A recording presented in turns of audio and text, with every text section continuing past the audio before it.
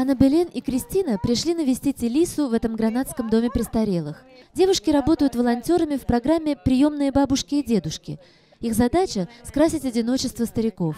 El objetivo básico de esto es que los abuelos se sientan escuchados, queridos y acompañados. La soledad en los ancianos yo sé que es un problema grave y muy importante y la gente no se da cuenta. Анхель координирует проект в Гранаде, но программа работает и в других городах Испании – Сьюдад-де-Реале, Мадриде, Сантандере.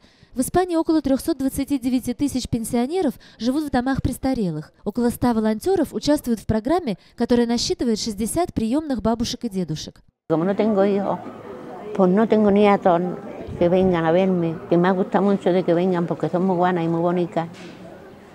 Pues estoy contenta cuando el día que vienen y eso pues me dan alegría. Волонтерам от 18 до 35 лет, и они всегда организуются парами, чтобы не пропустить ни одного посещения. Ребята проводят с пенсионерами около 1,5 часов. Acompañarles para que no se sientan solos y tengan un apoyo, en que vean un apoyo, una familia en nosotros, alguien que pueda estar con ellos. El cariño que tú les brindas, creo que tú recibes más de lo que en verdad tú puedes dar a la gente. Me llamó la atención que fuese con personas mayores y en una residencia, porque muchos de ellos pues no tienen visitas, y entonces como que te llama la atención y te conmueve bastante. Программа предусматривает в общей сложности около 50 часов посещений в год на каждого пенсионера, то есть около 30 дней в году.